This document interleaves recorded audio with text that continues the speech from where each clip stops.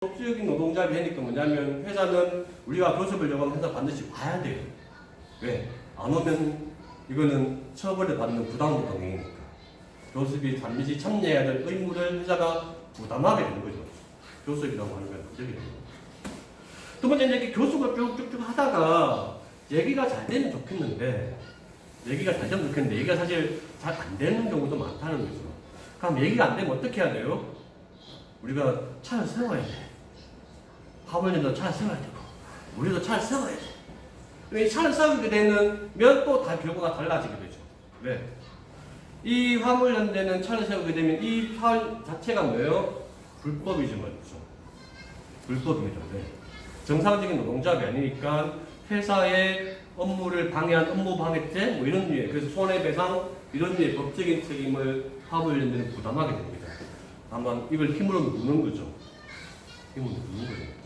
근데 우리는 법적으로 이 차를 세우더라도 이게 어떠한 형사적이나 민사적인 어떠한 책임도 지지 않게 되는 이런 보호를 받게 되는 거죠. 이런 류의 차이를 사실 우리가 보게 되는 거죠. 그래서 우리가 이 노동자비 너무 제도화되는 거 아니냐고 하는 부분도 사실 우리가 우려가 있는 건 아니지만, 하지만 최소한 우리가 제도적인 편례에서 활용할 수 있는 여러 가지 이제 수단이 있다고 하면 그 수단을 100% 우리가 활용하는 것도 우리가 현재의 노동조건을 개선해 나가는데 저는 필요하지 않느냐? 저는 개인적으로 그런 생각을 가지고 있습니다. 머리는 좋은데? 이런 문제 맞죠?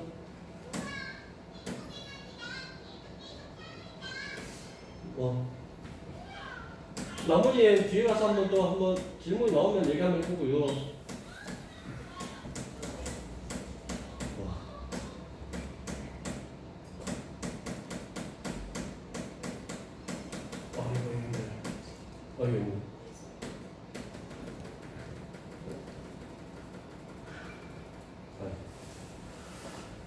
교섭이나 뭐 쟁의 같은 경우는 이건 제가 아닙니다. 보여주려고 하는 건데, 교섭이나 쟁의 같은 경우는 우리가 또 진행하는 과정에서 또 얘기를 하는데, 일단은 제가 오늘 드리고 싶었던 얘기는 몇 가지. 그래서 우리가 어떻게 해서 이 과정에 와 있고, 우리가 지금 어디 와 있고, 하고 이제 이게 법적인 제도의 틀에서 우리가 움직이는 과정들에 대해서 설명드렸고, 이제 사실 노동조합과 관련해서는 사실 기본적인 원칙은 뭐냐면 둘이 알아서 합니다, 맞죠?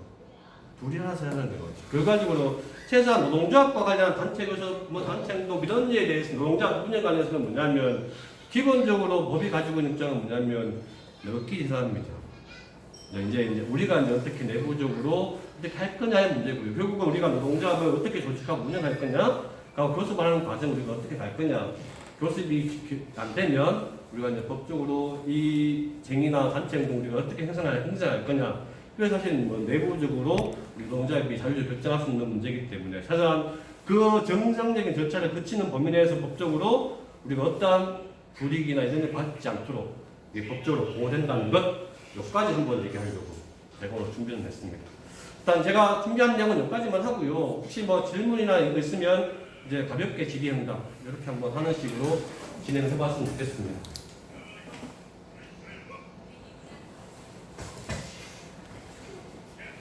질문 드려도 돼요? 네? 질문 드려도 예, 질문 하라고. 하라고. 우리가 지금 우리 택배 생활물류 서비스법이라고 있지 않습니까? 네. 이게 지금 통과가 안 됐다고 하는데 이게 구체적으로 어떤 건지, 만약에 통과되면 우리한테 어떤 것을 할 수 있는 건지. 그건 제가 몰라가지고. 거기 이따 설명해. 이따 오면은 따로 제가 죄송합니다. 그까지 제가 미리 공부 못해가지고 죄송합니다. 선생님 나중에 설명해 주신대요. 네. 제가 질문을 네. 하나 하고 싶은데요. 부당노동 행위를 보통 지방노동청 근로감독관님을 통해 조사를 받잖아요. 네. 근데 근로감독관이 조사를 할 수 있는 한 건의 기간이 정해져 있나요? 우리가 이제 어떤 법이라고 하는 게 만드는 것도 중요하지만 지키게 하는 게 중요하잖아요. 지키게 하는 게 중요한 거고, 그래서 이제 근로기준법은 위반하면 벌금도 내게 하고 형사처벌도 하고 뭐 이렇게 하는 거예요, 맞죠? 노동법도 사실 마찬가지예요. 사실 노동조합은 우리가 단결권, 단체교섭권, 단체행동권을 만들어서 노동자가 할 수 있는 법적인 권리를 보장해 줬는데 이걸 가장 많이 침해할 수 있는 사람이 당연히 회사겠죠, 맞죠? 사장이 된다면서. 그래서 이 사장이 하는 걸 막기 위해서는 이제 부당노동행위라고 하는 거예요. 예를 들면 이제 노동조합 가입했다고 자르거나 뭐 등록하는 거, 계약 해지하거나 하는 거, 뭐 단체 교섭에 나오라 했는데 안 나오는 거, 네 요노조 가입하면 취업시켜줄게라고 하는 거, 이 요노조 가입 안 한다고 약속하면 내가 취업시켜줄게 이러는 거, 그다음에 뭐 이런 거를 이제 우리가 부당노동행위라고 하는 걸로 이제 법조로 해서 처벌을 하는 거죠, 맞죠? 근데 이제 사건 절차는 그래요. 사실 저는 사실 그게 잘 모르던데 사건에 기본적으로 신고가 되면 노동부가 처리할 수 있는 기한은 1차적으로 까만 날만 30일입니다. 역상의 30일은 아니고 까만 날이 30일이에요. 고소를 하게 되면 근데 이제 고소하는 과정 중에 이렇게 조사가 늦으시면 조금 이렇게 지연이 되기도 합니다. 지연이 되는데 지연되는데 한계는 없는 것 같더라고요. 이게 뭐냐면 고소 사건은 기본적으로 이제 이렇게 검찰하고 이렇게 연계가 되잖아요. 그래서 우리 노동부가 조사해서 이렇게 올리면 검사가 요거 좀 부족하니까 더 조사해서 다시 보내라. 이렇게 검사하고 노동부가 왔다 갔다 하는 것도 사실 많고, 아니면 노동부 내에서 이렇게 처리하는데 좀 시간이 많이 걸리는 문제도 많고, 이런 게 없고요. 노동부 입장에서는 좀 그런 측면도 사실 있습니다. 뭐냐면, 대부분 이제 이렇게 부당노동행위로 고소를 많이 하는 게 교섭법 뭐 이런 문제가 제일 많다고요, 사실. 단체 교섭법 이런 문제가 제일 많다고요. 근데 이제 노동체 입장에서 그렇게 생각하시는 것 같아요. 첫 번째는 뭐냐면, 내가 이렇게 해서 조사해서 회사를 처벌받게 해주는 것보다는 조금이라도 빨리 교섭할 수 있도록 좀 판례를 만들어주는 게 좀 낫지 않나? 그게 더 노동자한테 좀 도움되는 거 아니냐? 우리도 사실 이게 고소하고 할 때 이렇게 뭐냐면 야를 때려잡아주세요 이것보다는 우리가 오라 해도 안 오니까 업체에서 나서가지고 오게 이제 교섭이라 할 수 있게 해주이소 이렇게 하는 경우도 사실 많지만 이렇게 결국은 이런 게 많아서 노동부 입장에서는 약간 좀 텀을 가지려고 하는 의식적으로라도 그렇게 처리하려는 경향도 사실 분명히 존재합니다. 근데 그게 맞나 그러냐는 문제는 좀 다른 것 같아요. 상황에 따라 좀 다른 문제고. 사실 이거는 노동자비 요구사항들도 다를 수 있고 노동체에서 처리하는 방향 그런 것들. 그래서 이제 기본적으로는 교섭을 할 수 있도록 자리 안 튀울 수 있도록 뭐 노동체에서도 회사 만나서 푸시를 넣거나 뭐 여러 가지 이 작업을 하겠죠. 좋아지니까 이거 안 오면 이렇게 처리해야 되고 하니까 이렇게 하는 형사가 게 또 맞지 않느냐 뭐 이런 판단을 사실 많이 해서. 그리고 두 번째는 뭐냐면 이런 문제는 좀 시간이 좀 지나면 숙지잖아요. 이렇게 교섭이 함께 되면 숙지고 사실 이런 경향들이 사실 많아서 그런 측면에서 좀 시간을 텀을 좀 일부러 가지려고 하는 그런 경향도 분명히 저는 있는 것 같아요. 노동체는. 우리도 그냥 그런 것 같고. 두 번째는 뭐냐 그래서 우리가 부당노동행위에 해당이 되게 되면 우리가 할 수 있는 게 크게 두 가지 방법인 것 같아요. 첫 번째는 노동청에 고소를 하는 방법도 있고, 두 번째는 노동위원회에 부당노동행위 구제 신청을 하는 것도 방법일 거예요. 그래서 이제 이 고소와 부당노동행위 구제 신청 중에 어떤 게 더 좋지? 이거는 사실 우리가 판단의 문제인 것 같아요. 사실 이제 만약에 저는 개인적으로 뭐냐면 어떤 노동의 사안에 대해서 어떤 상징적인 파이팅도 필요할 때가 있잖아요. 그렇죠? 파이팅 필요할 때가 있다고요. 어떤 의사 표현의 방식으로서. 뭐 그런 거라고 하면 사실 고소라고 하는 방법은 좀 선명해 보이고 뭔가 이게 우리의 의지를 좀 보여주는 것 같고 라고 하는 측면도 분명히 있는 것 같고요. 근데 두 번째 만약에 저희가 수많은 증거들로 노동청에 신고를 했는데 사용자들을 네. 근데 사용자들이 노동청을 무시해요. 왜냐면 강력성이 없기 때문에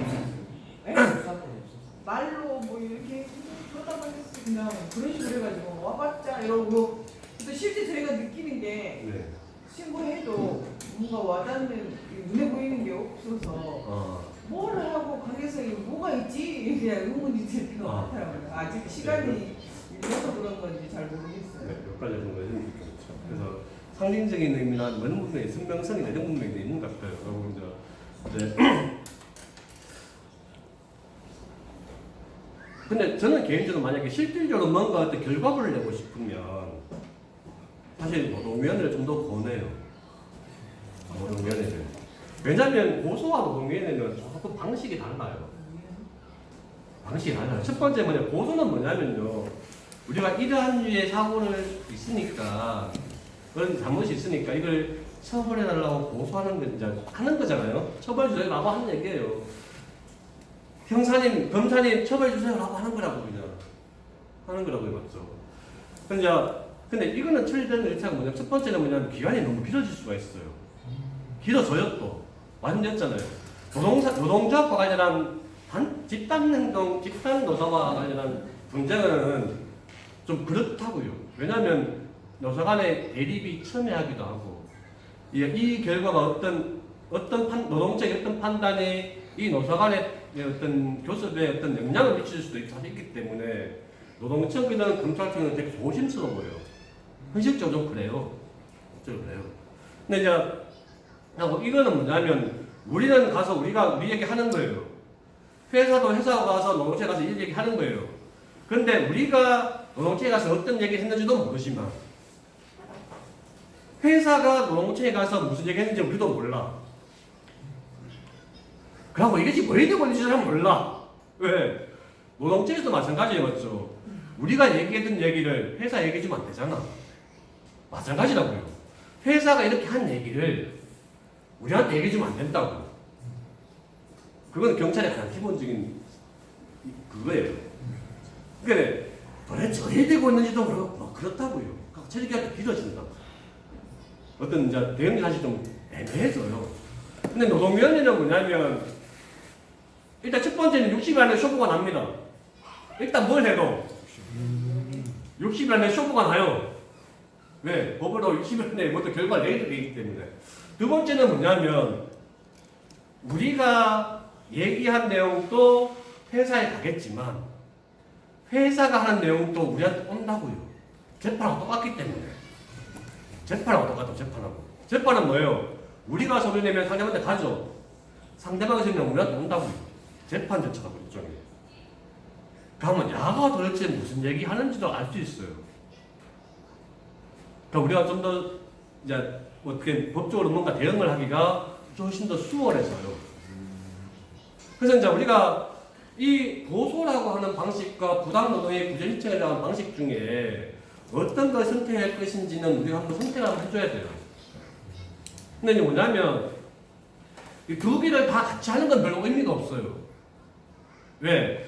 고소를 해놨는데 그러고 나서 우리가 노동위에 구제신청을 해.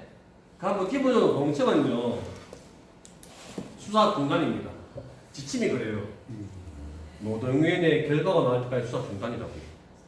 결과를 받아서 가는 거라고. 굳이 뭘 할지 선택이 필요해요.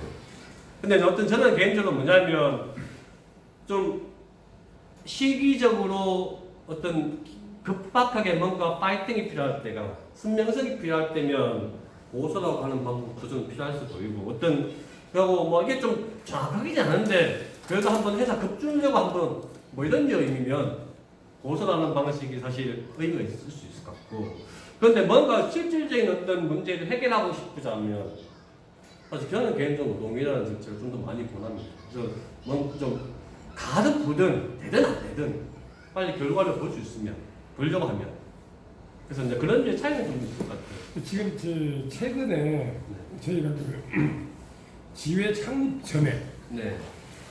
그 조합원들이 소속되어 있는 대리 점주가 네. 조합원을 상대로 조합원 가족을 상대로 노동조합을 탈퇴를 해라. 탈퇴를 하지 않으면 퇴사시키겠다. 이런 내용들을 좀 녹취를 해서 그 세계대리점 시험장까지 부당노동행위로 지방노동청에 신고를 했는데 그 네 건을 동시에 신고를 했어요. 했는데 그 조사 기간이 지금 2달이 지났어요.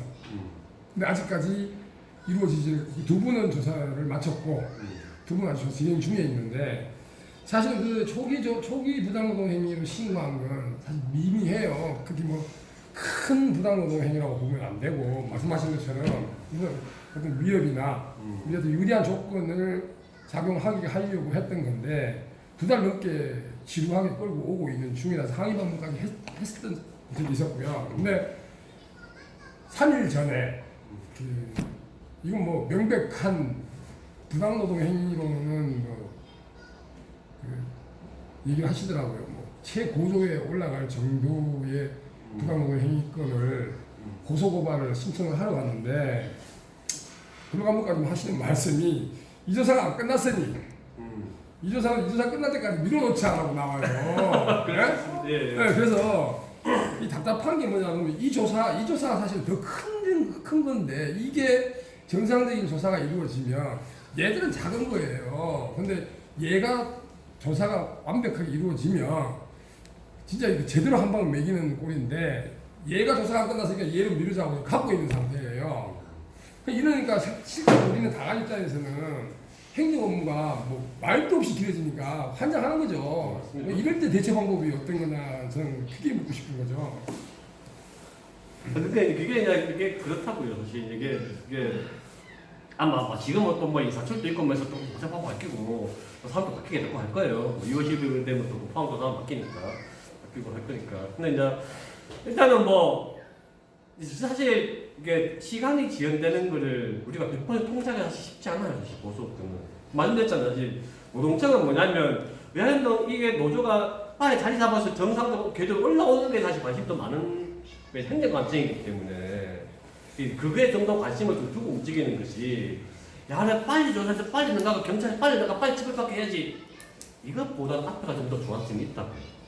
그래서 사실 우리가 어떤 경우에는 그런 걸 좀 활용하는 때도 있어요. 사실 우리가 그런 활용하는 때도 있지만 그런 쪽에 좀 더 관심이 많은 조직이긴 합니다. 사실 그렇고 이게 좀 더 그래서 이제 우리가 노동조합이 좀 더 이런 일이 많은 사례들이 많아지면 노동청에 뭐 질문이 면담에서 특별 근로 감독을 해달라는지 이렇게 실시를 뭐 요구하든지 이렇게 하잖아요 이렇게. 근데 또 특별 근로 감독은 또 내부적으로 요구도 있고 하기 때문에 이게 좀 애매한 문제긴 한데 사실 이제 우리가 뭐 빨리 조사해달라 특별 근로 감독 실시해달라 뭐 이런 이렇게 바일 때 우리가 하는 건 하는 건데 이게 사실 우리가 생각했던 것만큼 이렇게 속도감 있게 이렇게 처음에 잘 진행이 잘 안 되는 경우가 사실 특히 집단과 관련한 사건은 좀 그래요.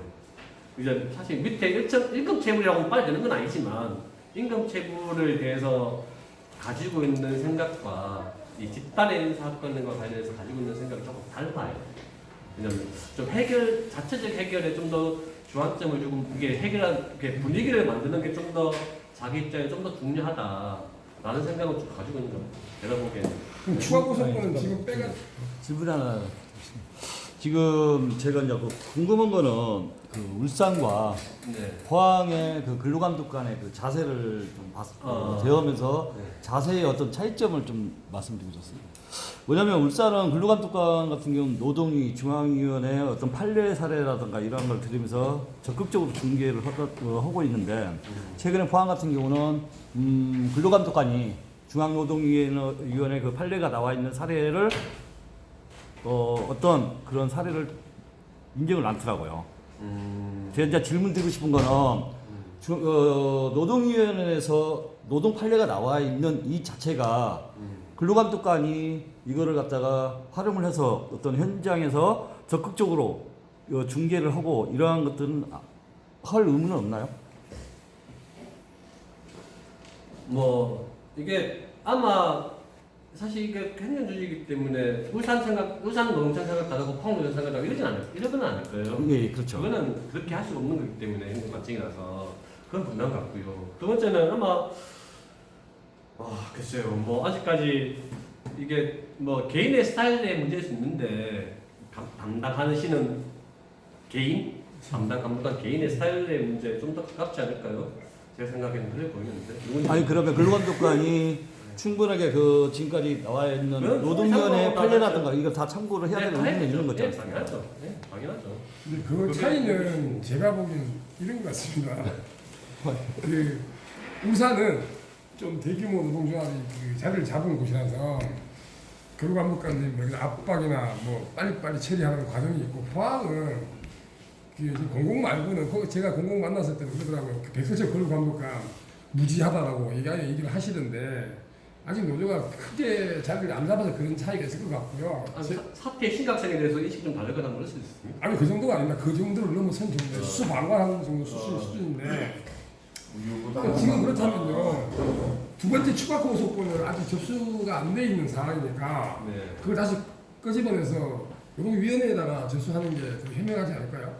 저는 개인적으로 말씀드린 두 가지의 차이는 분명히 존재하는데 어떤 방식이 좋을지는 필요한 거고 뭐 사실 이게 과제는 노동의 부전 저는 노동의 부전 신청을 좀 하는 게 뭐지 왜 그러냐면 대구를 가야 돼요 첫 번째는. 두 번째는 이게 이 서면 대응이나 뭐 이제 노동청 고소는 뭐냐면 우리 입장에서 그래요. 노동자 입장에서 그래요. 노동청 고소 사건은 뭐냐면 자꾸 노동청과 조지면 되는데 빨리 해라 빨리 이렇게 하면 되는데 노동의 절차는 뭐냐면 이렇게 법 재판하고 비슷하다고 절차가. 소주는 대화적으로 이렇게 좀 힘들어요 사실 조금 이게 대응 자체가 조금 품이 좀 많이 들어가게 돼 있어요. 이제 그런 부분들도 사실 존재하는데 저는 개인적으로 사실 노동위원회 절차를 좀 우리가 충분히 활용하는 쪽에 이게 좋겠다라는 생각. 왜냐하면 말했지만 중요한 건 뭐냐면 어떤 이슈 파이팅이 필요할 때 있고 뭔가 할 때가 필요할 때 그냥 그런 흐름을 만들어갈 때가 있다고요. 흐름이 있는 그냥 전술 중에 하나라고 하면 고소가 유의미한데 어떤 결과를 보는 데는 좀 쉽지 않다고요. 하고 노동위원회에서 우리가 해서 이게 부당노동 부신청 하게 되면 이 노동의 결과물이 자연스럽게 노동부에 통보가 돼요 이렇게. 그럼 노동부가 이걸 가지고 검찰에 송치하게 된다고요. 고소와 똑같아요 절차는. 이게 그냥 이 절차를 어떻게 바꿀 거냐의 문제지. 근데 우리가 이 사안에 대해서 좀 더 의미 있게 우리가 다뤄야 되겠다. 이에 대해서 어떤 구체적인 어떤 뭔가 결과물을 내서 내는 게 어떤 결과물을 내는 게 하고 노동자 조직하거나 교섭하거나 하고 노동관계를 끌어가는데 의미가 있겠다 싶으면 내는 게 좋다고요. 이게 왜냐하면 노동위원회나 판결문이 나오잖아요. 이건 낫고 이런 해서 낫고 이런 해 낫다고. 근데 고소하게 되면 결과물 딱 하나 나와요. 기소일로 송치했습니다. 뭐 벌금만 못 받았습니다. 이제 이게 결과물을 활용하는 것도 사실 이렇게 의미가 사실 있기 때문에 우리가 노동청과 사건에 대한 고소와 부당노동의 부신청 이 두 가지 중에 어떤 걸 좀 더 적절하게 대처할 거냐. 이건 우리 노동자비 내부적으로 좀 결정하셔도 좋을 것 같아요. 그럼 지금 포항의 노동위원회가 지금 되고 예, 대구에 있습니다. 저기 포항. 아 대구로 가야 되네. 네, 대구. 알겠습니다. 대구의 경북지방노동위원회 있습니다. 좋은 의견 있습니다. 아니 저희 대구로 가야 돼요. 남부 사회를 해야 잠깐 한번. 자, 그러면 뭐 더? 그 계약 기간 끝나지 않았는데 네. 다른 사람을 채용했을 경우 이 사람을 일을 안 시키면 그 사람은 그 점주는 어떻게 되는 거예요? 그게 부당노동행위면 처벌받고 운송 회고시켜야 되는데 돼야 되죠. 그럼 제가 질문 한 가지 하겠습니다. 우리 보통 이 택배에 종사하시는 분들은 대리점 점주하고 수위탁 계약서를 체결하게 돼 있어요. 네. 수위탁 계약서 체결을 하게 돼 있는데 수위탁 계약서 내용에 보면 업무 기간을 1년이라고 명시를 해줬어요. 1999년 1월 1일부터 1920년 1월 1일까지라고 명시를 딱 해놨습니다.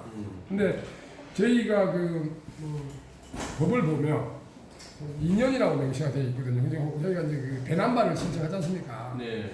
그 배남발을 신청하는 서류에 보면 저희가 법리적으로 2년이라고 되어 있거든요. 아. 그러면 지금 말씀을 드릴게요. 저희 조합원 한 분이 실제 근무는 3월 4일날 첫 출근을 했는데 수의탁 계약서는 1월 30일이 돼 있어요. 명시가 돼 있어요.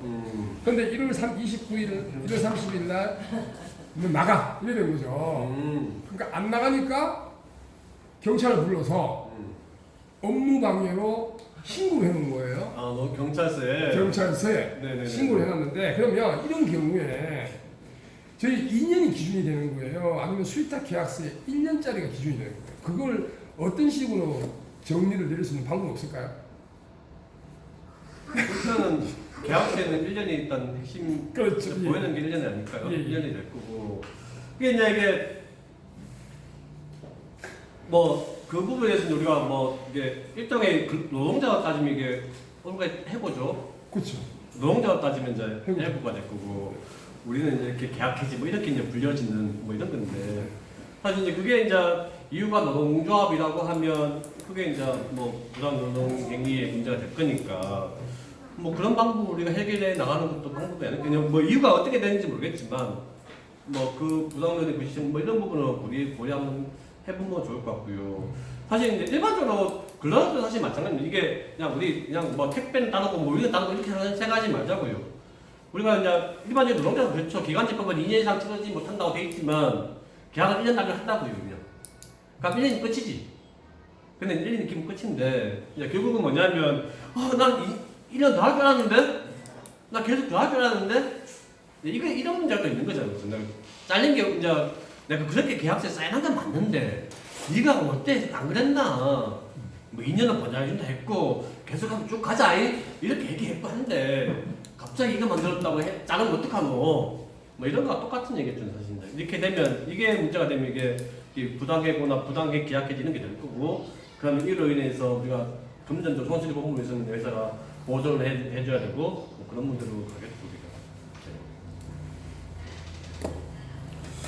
이제 계약 해지도 뭐 그렇게 뭐냐 사유에 포함 안 되면 연장된다고 네 맞죠. 돼 있잖아요. 네, 네. 근데 그러니까, 네. 택배의 경우에는 사유가 아닌데 그냥 해지할 수 있어요. 계약 이게 해지. 이제 이런 거겠죠. 이제 그래서 노동자냐 아니냐는 문제가 중요한 문제라고. 왜냐면 노동자냐 아니냐, 노동자 되느냐 아니냐 이 문제는 중요한 문제라고. 이게 예를 들면 이런 거예요. 사실 쌤하고 내가 집주인 전세 사는 사람 전세 계약 2년 내가 1년쯤 지났는데 집 비워주세요. 나가면 어떻게 해야 돼요? 어떻게 할 거예요, 선생님?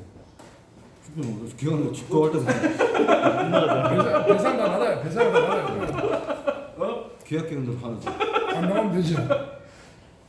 그냥 예를 들면 일단은 내가 나가라고 하면 뭐 이렇게 이분들 얘기하겠죠. 난 무조건 못 나간다.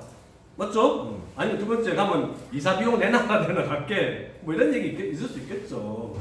아니면 예를 들어서 선생님이 저한테 우리 집에 월세 살아요. 2년짜리 계약을 하고. 근데 이분이 1년만 있다가 내가 딴 데 이사 가야 돼. 그 집을 비워야 돼. 어떻게 하셨어요 저한테? 저는 그러면 내 대신 구할 사람 왜 줄게 내가 줄게 뭐하고 내가 나간다. 그렇긴 한 거예요. 이게 결국은 뭐냐면 이제 그런 분야의 문제처럼 이게 노동법 제정 안 되게 되면 그런 거죠. 이게 그거는 이제 이게 민사적인 문제고 이게 이렇게 해결해야 되는 문제가 되는 거고 노동법을 들어오게 되면 이게 법적인 보호를 받아서 이게 형사처벌이나 어떤 구제를 가진 방법들을 활용할 수 있느냐 이런 문제가 되겠죠. 어차피 우리 여기 특별도 이제 근로자도 87 나잖아요. 근로자 네? 우리가 네, 근로자 그렇죠, 그렇죠. 네. 그러면 이분도 어차피 근로자잖아요. 네, 그렇죠. 그러면 불교 사이가 아닌데 그렇게 해제 마음대로 할 수 있냐? 그건 안 돼. 그게 안 되도록 우리가 만들어야기 때문에 법적으로 그렇게 보호받게 되는 거죠. 질문 하나. 네, 선생님. 이게 그러니까 사용자 측이 노조 활동 보장한다고 문서는 돼 있는데 그리고 저희가 조금 더 제2권 연구 조합원이 뭐 노동자 활동을 했어요. 어떤 뭐 배송을 거부하든지 아니면은 이양업보라든지 이런 거 빼놓으면 그거는 이제 소장이 저희한테 비용 청구를 하잖아요. 비용 청구하면 그거는 뭐 손배송 청구를 하면 그거는 따로 구제받는 방법이 없나요? 이게 말씀드렸지만 노동자합의 법적으로 이렇게 인정된다고 하는 거는 우리도 우리나라도 이렇게 거쳐야 되는 절차나 법적 이게 책임도 져야 되는 부분이 생기게 되는 거죠. 따지면서. 네, 예를 들면 우리가 어떤 집단인거나 등등 하려고 하면 법에서 하나 뭐 우리가 옛날에 했던 조정 신청도 해야 되고 찬반 투표도 해야 되고 뭐 이런 데 절차를 거치도록 하고 있는 거고 그 거친 경우에 한해서만 그런 보호를 해주겠다고 하는 게 지금 이제 이렇게 맞는 거죠. 그래서 이런 절차가 없는 상황에서 그런 류의 집단 행동을 사실 뭐 선배나 이런 문제에 대해서는 사실 방법은 별로 없을 거예요. 이제 여기까지 하면 되죠? 네, 네, 네. 고맙습니다.